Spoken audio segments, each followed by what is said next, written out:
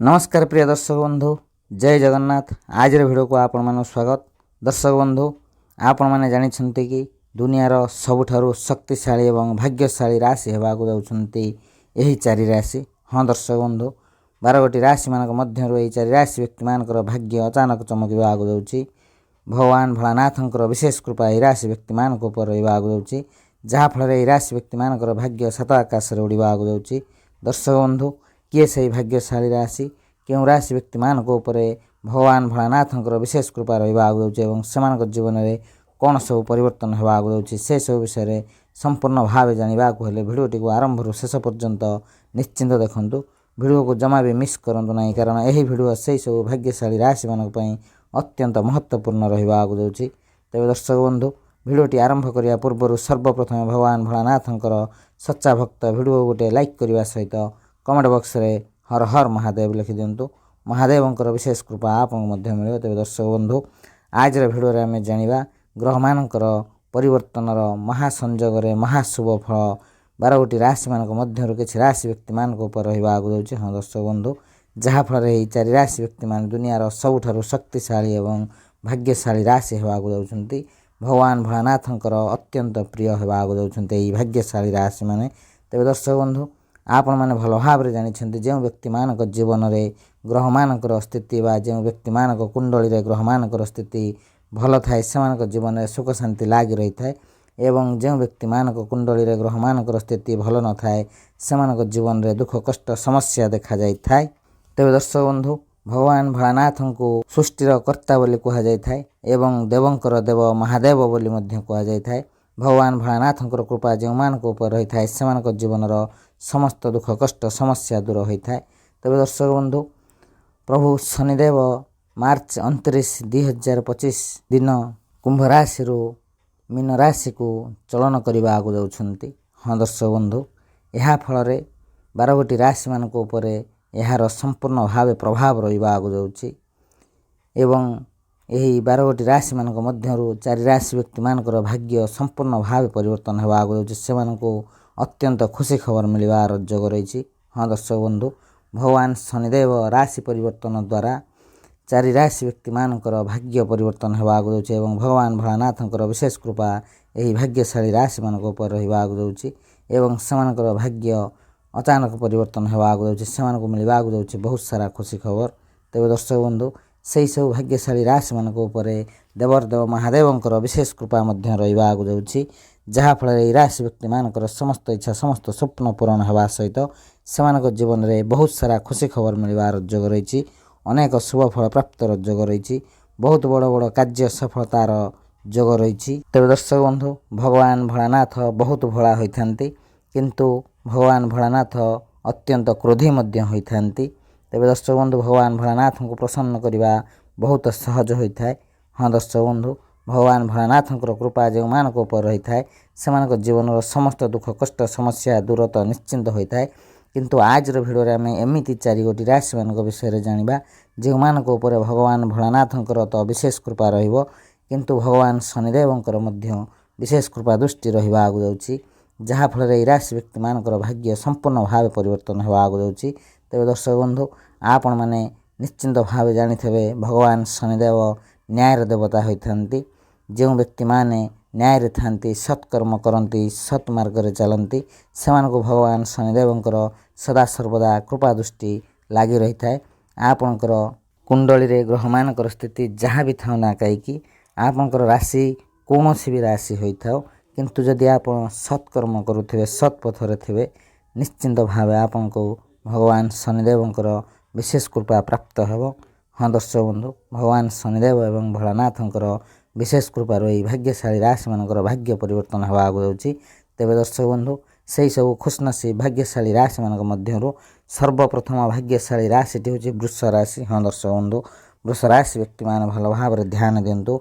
आज पुरठार आपंकर भाग्य परिवर्तन होगा आगु जाउछि एवं मार्च 29 भगवान शनिदेवंकर राशि परिवर्तन द्वारा वृष राशि व्यक्ति मानक कुंडलीर एकादश भाग प्रभु शनिदेव रहिबा आगु जाउछन्ति, जहाँ फल यह अत्यंत शुभ होता है।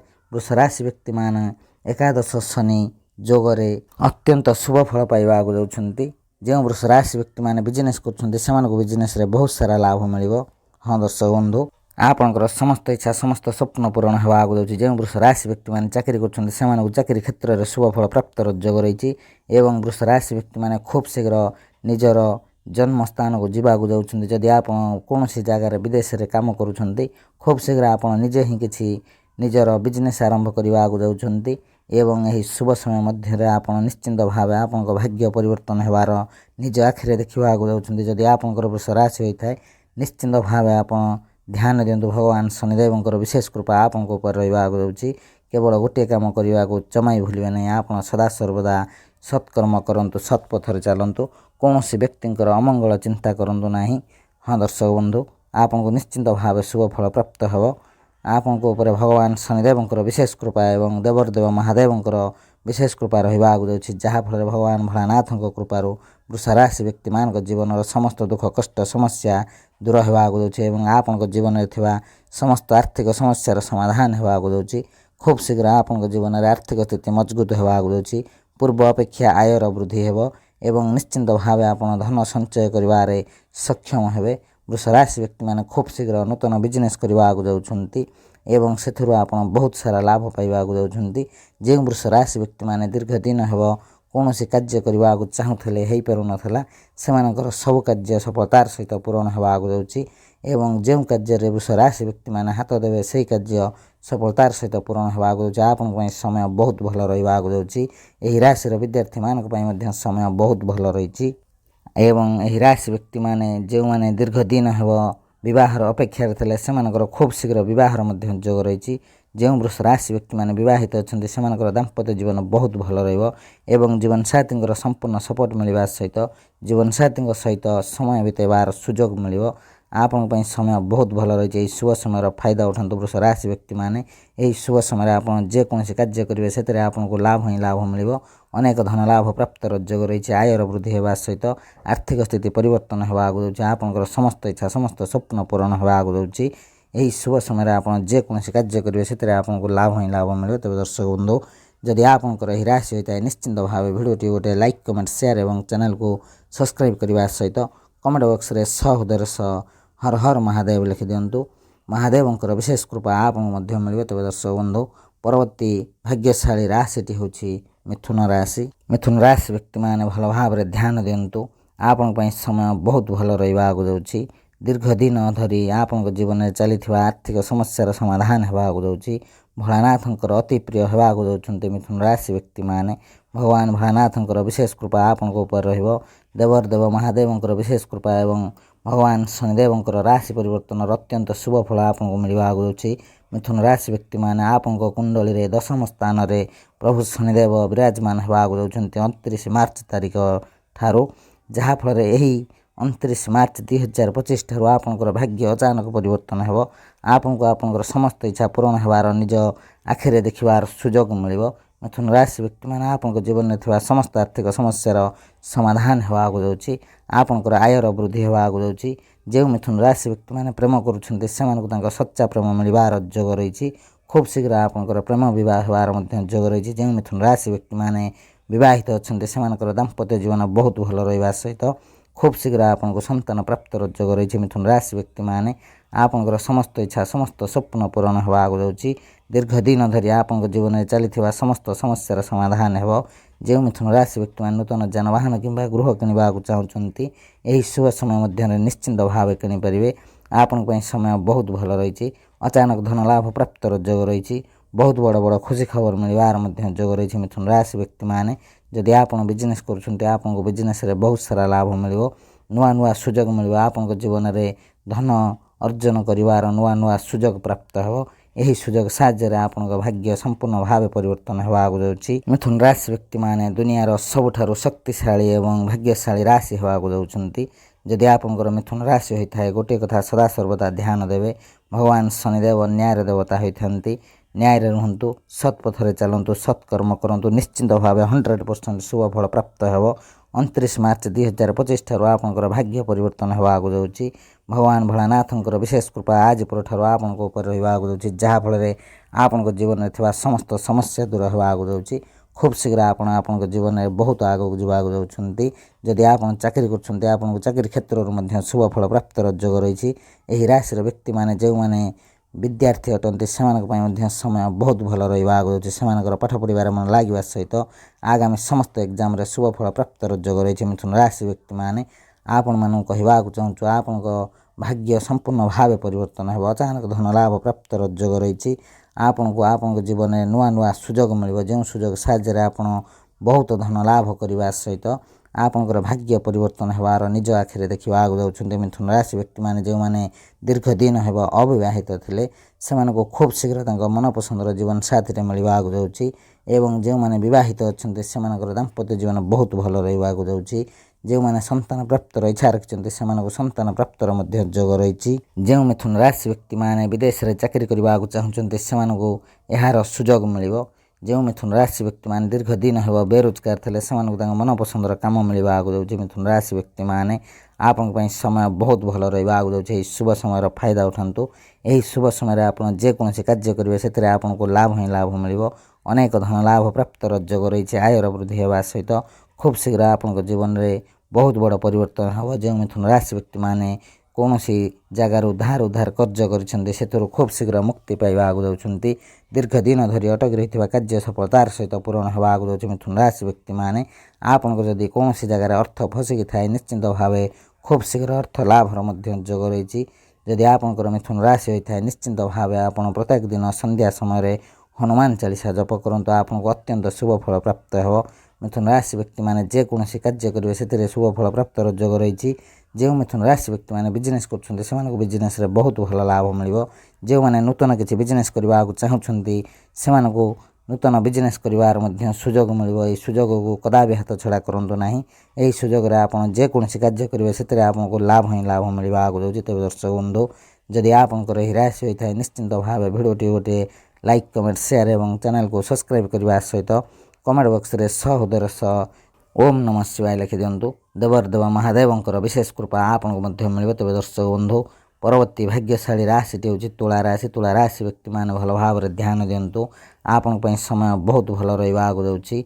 हाँ दर्शक बंधु भगवान भोलानाथंकर विशेष कृपा तुला राशि व्यक्ति मान रहा आगे जाऊँगी। तुला राशि व्यक्ति मान कुंडली रे शनिदेव षष्ठ स्थान में रहा आगे जाऊँगी। जहाँफल तुला राशि व्यक्ति मानकर षष्ठ शनि अत्यंत शुभ फल देवा आगे जाऊँगी। हाँ दर्शक बंधु 29 मार्च 2025 ठार आपंकर भाग्य परिवर्तन होवार आप निजे ही अनुभव करेंगे। आपण जीवन में आज पर खुशी खबर आसवा आगे जाऊँगी।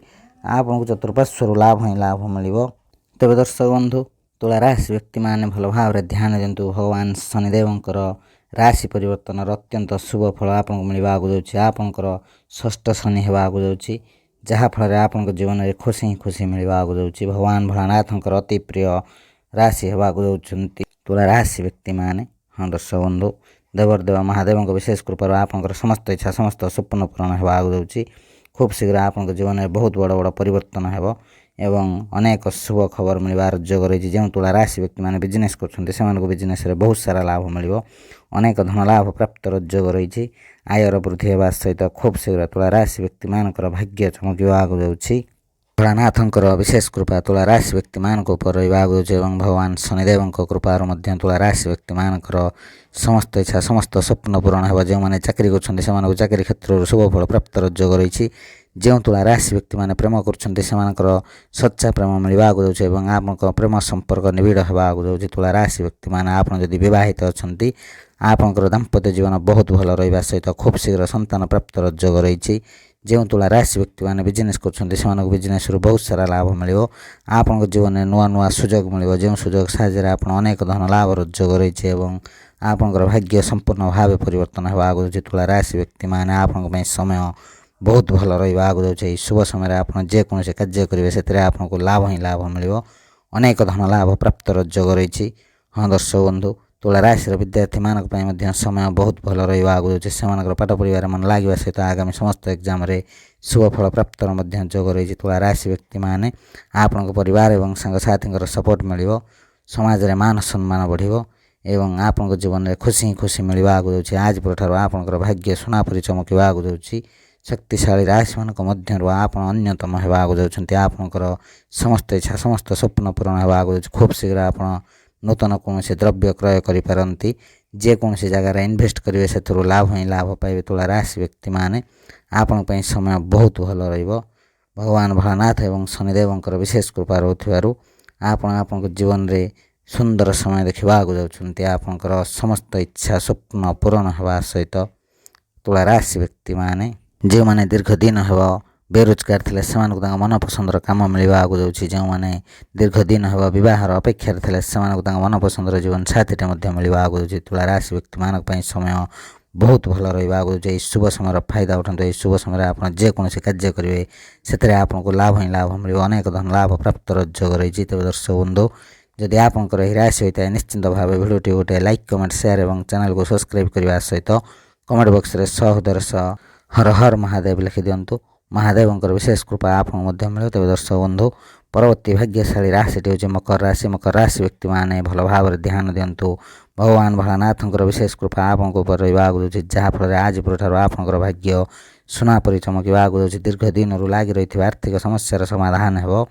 ଯେଉଁ ମକର ରାଶି ବ୍ୟକ୍ତିମାନେ ନୂତନ ଗୃହ ନିର୍ମାଣ କରିବାକୁ ଚାହୁଁଛନ୍ତି ଖୁବ୍ ଶୀଘ୍ର ଆପଣ ନୂତନ ଗୃହ ନିର୍ମାଣ କରିପାରିବେ। ମକର ରାଶି ବ୍ୟକ୍ତିମାନେ ଆପଣଙ୍କର 29 ମାର୍ଚ୍ଚ 2025ରେ ତୃତୀୟ ଶନି ହେବାକୁ ଯାଉଛନ୍ତି। ଆପଣଙ୍କ କୁଣ୍ଡଳୀରେ ଶନିଙ୍କର ତୃତୀୟ ସ୍ଥାନ ରହିବାକୁ ଯାଉଛି, ଯାହା ଅତ୍ୟନ୍ତ ଶୁଭ ଫଳ ଦେଇଥାଏ। ତେବେ ଦର୍ଶକ ବନ୍ଧୁ, ଯେଉଁ ମକର ରାଶି ବ୍ୟକ୍ତିମାନେ ଦୀର୍ଘ ଦିନ ହେବ ବେରୋଜଗାର ଥିଲେ ସେମାନଙ୍କୁ ତାଙ୍କ ମନପସନ୍ଦର କାମ ମିଳିବାକୁ ଯାଉଛି। ଯେଉଁ ମକର ରାଶି ବ୍ୟକ୍ତିମାନେ ବିବାହିତ ଅଛନ୍ତି ସେମାନଙ୍କର ଦାମ୍ପତ୍ୟ ଜୀବନ ବହୁତ ଭଲ ରହିବା ସହିତ ଜୀବନସାଥୀଙ୍କ ସମ୍ପୂର୍ଣ୍ଣ ସପୋର୍ଟ ମିଳିବାକୁ ଯାଉଛି। ଏବଂ ଯେଉଁ ମକର ରାଶି ବ୍ୟକ୍ତିମାନେ ପ୍ରେମ କରୁଛନ୍ତି ସେମାନଙ୍କୁ ତାଙ୍କ ସଚ୍ଚା ପ୍ରେମ ମିଳିବାକୁ ଯାଉଛି। ମକର ରାଶି ବ୍ୟକ୍ତିମାନେ ଆପଣଙ୍କ ପାଇଁ ସମୟ ବହୁତ ଭଲ ରହୁଛି। ଭାଗ୍ୟର ସାଥ ମିଳିବ। ଭଗବାନ ଭୋଳାନାଥଙ୍କର ବିଶେଷ କୃପା ଦେବଦେବ ମହାଦେବଙ୍କର ଆଶୀର୍ବାଦରୁ ଆପଣଙ୍କ ଜୀବନର ସମସ୍ତ ଦୁଃଖ କଷ୍ଟ ସମସ୍ୟା ଦୂର ହେବାକୁ ଯାଉଛି। ଆପଣଙ୍କ ଜୀବନରେ ଥିବା ସମସ୍ତ ଆର୍ଥିକ ସମସ୍ୟାର ସମାଧାନ ହେବ। ଯେଉଁ ମକର ରାଶି ବ୍ୟକ୍ତିମାନେ ଧାର ଉଧାର କାର୍ଯ୍ୟ କରୁଛନ୍ତି ସେମାନେ ଖୁବ୍ ଶୀଘ୍ର ଏଥର ମୁକ୍ତି ପାଇବାକୁ ଯାଉଛନ୍ତି। ଆପଣଙ୍କର ସମସ୍ତ ଇଚ୍ଛା ସମସ୍ତ ସ୍ୱପ୍ନ ପୂରଣ ହେବା ସହିତ ଅଚାନକ ଧନ ଲାଭ ପ୍ରାପ୍ତର ଯୋଗ ରହିଛି। ଆୟର ବୃଦ୍ଧି ହେବାର ମଧ୍ୟ ଯୋଗ ରହିଛି। ଆପଣଙ୍କ ଘର ପରିବାରରେ ସୁଖ ଶାନ୍ତି ଲାଗି ରହିବ। ସମାଜରେ ମାନ ସମ୍ମାନ ବଢ଼ିବାର ମଧ୍ୟ ଯୋଗ ରହିଛି। ମକର ରାଶି ବ୍ୟକ୍ତିମାନେ ଆପଣମାନଙ୍କୁ କହିବାକୁ ଚାହୁଁଛୁ, ଆପଣ ପ୍ରତ୍ୟେକ ଦିନ ସନ୍ଧ୍ୟା ସମୟରେ ହନୁମାନ ଚାଳିଶା ଜପ କରନ୍ତୁ। ଭଗବାନ ଶନିଦେବଙ୍କର ବିଶେଷ କୃପା ଆପଣଙ୍କୁ ମିଳିବ। ଏବଂ ଯେଉଁ ମକର ରାଶି ବ୍ୟକ୍ତିମାନେ ନୂତନ କିଛି ବିଜନେସ୍ କରିବାକୁ ଚାହୁଁଛନ୍ତି ଏହି ଶୁଭ ସମୟରେ ଆରମ୍ଭ କରନ୍ତୁ। ନିଶ୍ଚିନ୍ତ ଭାବେ ଶୁଭ ଫଳ ପ୍ରାପ୍ତ ହେବ। ଅନେକ ଧନ ଲାଭ ପ୍ରାପ୍ତର ଯୋଗ ରହିଛି। ମକର ରାଶି ବ୍ୟକ୍ତିମାନଙ୍କ ପାଇଁ ସମୟ ବହୁତ ଭଲ ରହୁଛି। ଭାଗ୍ୟର ସାଥ ମିଳିବ। ଭଗବାନ ଶନିଦେବ ଏବଂ ଭୋଳାନାଥଙ୍କର ବିଶେଷ କୃପାରୁ ଆପଣଙ୍କର ସମସ୍ତ ଇଚ୍ଛା ସମସ୍ତ ସ୍ୱପ୍ନ ପୂରଣ ହେବାକୁ ଯାଉଛି। ଯେଉଁ ମକର ରାଶି ବ୍ୟକ୍ତିମାନେ କୌଣସି ଘର କିମ୍ବା ନୂତନ କାର୍ଯ୍ୟ କରିବାକୁ ଚାହୁଁଥିଲେ ଏହି ଶୁଭ ସମୟରେ ନିଶ୍ଚିନ୍ତ ଭାବେ କରିପାରିବେ। ଦୀର୍ଘ ଦିନରୁ ଅଟକି ରହିଥିବା କାର୍ଯ୍ୟ ସଫଳତାର ସହିତ ପୂରଣ ହେବାକୁ ଯାଉଛି। ଏହି ରାଶିର ବିଦ୍ୟାର୍ଥୀମାନଙ୍କ ପାଇଁ ମଧ୍ୟ ସମୟ ବହୁତ ଭଲ ରହୁଛି। ମକର ରାଶି ବ୍ୟକ୍ତିମାନେ ଆପଣ ଯଦି ଚାକିରି କରୁଛନ୍ତି ଆପଣଙ୍କୁ ଚାକିରି କ୍ଷେତ୍ରରୁ ମଧ୍ୟ ଶୁଭ ଫଳ ପ୍ରାପ୍ତର ଯୋଗ ରହିଛି। ଆପଣଙ୍କୁ ଆପଣଙ୍କର ସମସ୍ତ ସମସ୍ୟାରୁ ମୁକ୍ତି ମିଳିବାକୁ ଯାଉଛି। ଖୁବ୍ ଶୀଘ୍ର ମକର ରାଶି ବ୍ୟକ୍ତିମାନେ ସେମାନଙ୍କ ଜୀବନରେ ବହୁତ ଆଗକୁ ଯିବାକୁ ଯାଉଛନ୍ତି। ସେମାନଙ୍କର ଭାଗ୍ୟ ସୁନା ପରି ଚମକିବାକୁ ଯାଉଛି। ଅଚାନକ ଧନ ଲାଭ ପ୍ରାପ୍ତର ଯୋଗ ରହିଛି। ଆପଣଙ୍କର ସମସ୍ତ ଇଚ୍ଛା ସମସ୍ତ ସ୍ୱପ୍ନ ପୂରଣ ହେବ। ଯେଉଁ ମକର ରାଶି ବ୍ୟକ୍ତିମାନେ ନୂତନ ଯାନବାହନ କିମ୍ବା ଗୃହ କିଣିବାର ସ୍ୱପ୍ନ ଦେଖୁଥିଲେ ସେମାନଙ୍କର ଏହି ସ୍ୱପ୍ନ ଖୁବ୍ ଶୀଘ୍ର ପୂରଣ ହେବାକୁ ଯାଉଛି। ତେବେ ଦର୍ଶକ ବନ୍ଧୁ, ଯଦି ଆପଣଙ୍କର ଏହି ରାଶି ହୋଇଥାଏ ନିଶ୍ଚିନ୍ତ ଭାବେ ଭିଡ଼ିଓଟି ଗୋଟେ ଲାଇକ୍ କମେଣ୍ଟ ସେୟାର ଏବଂ ଚ୍ୟାନେଲକୁ ସବସ୍କ୍ରାଇବ୍ କରିବା ସହିତ କମେଣ୍ଟ ବକ୍ସରେ ହୃଦୟର ସହ ଜୟ ଭୋଳାନାଥ ଲେଖିଦିଅନ୍ତୁ। ଭଗବାନ ଭୋଳାନାଥଙ୍କର ବିଶେଷ କୃପା ଆପଣଙ୍କୁ ମଧ୍ୟ ମିଳିବ। ତେବେ ଦର୍ଶକ ବନ୍ଧୁ, ପରବର୍ତ୍ତୀ ଭାଗ୍ୟଶାଳୀ ରାଶିଟି ହେଉଛି କୁମ୍ଭ ରାଶି। କୁମ୍ଭ ରାଶି ବ୍ୟକ୍ତିମାନେ ଭଲ ଭାବରେ ଧ୍ୟାନ ଦିଅନ୍ତୁ। ଆପଣଙ୍କର ସମୟ ବହୁତ ଖରାପ ଚାଲିଛି। ହଁ ଦର୍ଶକ ବନ୍ଧୁ, କୁମ୍ଭ ରାଶି ବ୍ୟକ୍ତିମାନଙ୍କର ଶନି 7.5 ଦ୍ୱିତୀୟ ସ୍ତର ଚାଲିଛି, ଶେଷ ହେବାକୁ ଯାଉଛି। ଆପଣଙ୍କର ଶନି 7.5ର ତୃତୀୟ ସ୍ତର 29 ମାର୍ଚ୍ଚକୁ ଆରମ୍ଭ ହେବାକୁ ଯାଉଛି, ଯାହାକି ଆପଣଙ୍କ ପାଇଁ ମିଳିତ ଫଳ ଦେବ। ବହୁତ ଶୁଭ ଫଳ ମିଳିବ ଏମିତି କହିବୁ ନାହିଁ, କିନ୍ତୁ ଆପଣ ଯଦି ସତ୍ ପଥରେ ଥିବେ ସତ୍କର୍ମ କରୁଥିବେ ନିଶ୍ଚିନ୍ତ ଭାବେ ଭଗବାନ ଶନିଦେବଙ୍କର କୃପା ଆପଣଙ୍କୁ ମିଳିବ। ନିଶ୍ଚିନ୍ତ ଭାବେ ଆପଣ ସମସ୍ତ କାର୍ଯ୍ୟରେ ଶୁଭ ଫଳ ପ୍ରାପ୍ତ ହେବ।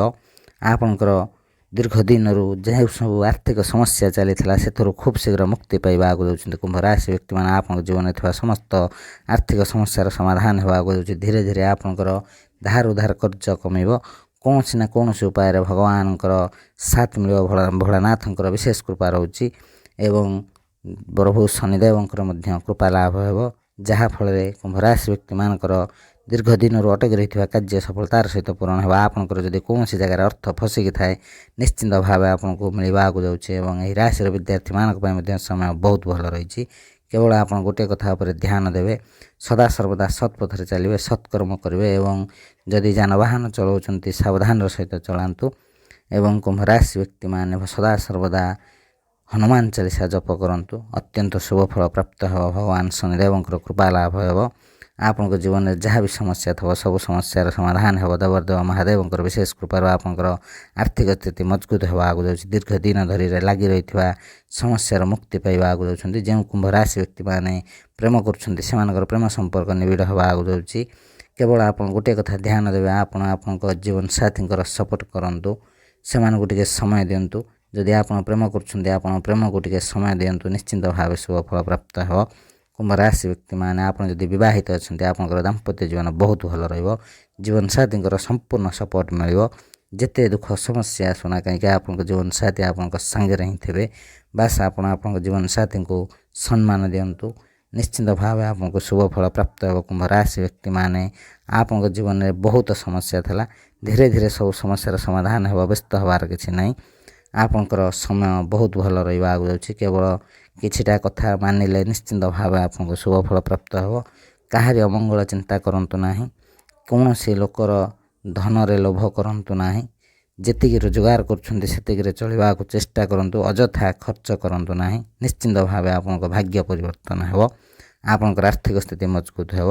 ଏହି ଶୁଭ ସମୟର ଫାଇଦା ଉଠାନ୍ତୁ। ଏହି ଶୁଭ ସମୟରେ ଆପଣ ଯେକୌଣସି କାର୍ଯ୍ୟ କରିବେ ସେଥିରୁ ଲାଭ ହିଁ ଲାଭ ପାଇବେ। ତେବେ ଦର୍ଶକ ବନ୍ଧୁ, ଯଦି ଆପଣଙ୍କର ଏହି ରାଶି ହୋଇଥାଏ ନିଶ୍ଚିନ୍ତ ଭାବେ ଭିଡ଼ିଓଟି ଗୋଟେ ଲାଇକ୍, କମେଣ୍ଟ, ସେୟାର ଏବଂ ଚ୍ୟାନେଲକୁ ସବସ୍କ୍ରାଇବ୍ କରିବା ସହିତ କମେଣ୍ଟ ବକ୍ସରେ ହୃଦୟରେ ହର ହର ମହାଦେବ ଲେଖିଦିଅନ୍ତୁ। ମହାଦେବଙ୍କର ବିଶେଷ କୃପା ଆପଣଙ୍କୁ ମଧ୍ୟ ମିଳିବ। ତେବେ ଦର୍ଶକ ବନ୍ଧୁ, ଆଜିର ଭିଡ଼ିଓରେ ଆମେ ଜାଣିଲେ ଦୁନିଆର ସବୁଠାରୁ ଶକ୍ତିଶାଳୀ ଏବଂ ଭଗବାନ ଭୋଳାନାଥଙ୍କର ଅତି ପ୍ରିୟ କେତୋଟି ରାଶିମାନଙ୍କ ବିଷୟରେ। ସେହି ସବୁ ରାଶିମାନଙ୍କ ମଧ୍ୟରୁ ଯଦି କୌଣସି ବି ରାଶି ଆପଣଙ୍କର ହୋଇଥାଏ ନିଶ୍ଚିନ୍ତ ଭାବେ ଭିଡ଼ିଓଟି ଗୋଟେ ଲାଇକ୍, କମେଣ୍ଟ, ସେୟାର ଏବଂ ଚ୍ୟାନେଲକୁ ସବସ୍କ୍ରାଇବ୍ କରିବା ସହିତ କମେଣ୍ଟ ବକ୍ସରେ ହୃଦୟରେ ହର ହର ମହାଦେବ ଲେଖିଦିଅନ୍ତୁ। ମହାଦେବଙ୍କର ବିଶେଷ କୃପା ଆପଣଙ୍କୁ ମଧ୍ୟ ମିଳିବ। ତେବେ ଦର୍ଶକ ବନ୍ଧୁ, ଭିଡ଼ିଓଟିକୁ ସାଙ୍ଗସାଥି, ବନ୍ଧୁ ବାନ୍ଧବ ଏବଂ ପ୍ରିୟଜନଙ୍କ ସହିତ ସେୟାର କରିବାକୁ ଜମା ଭୁଲନ୍ତୁ ନାହିଁ।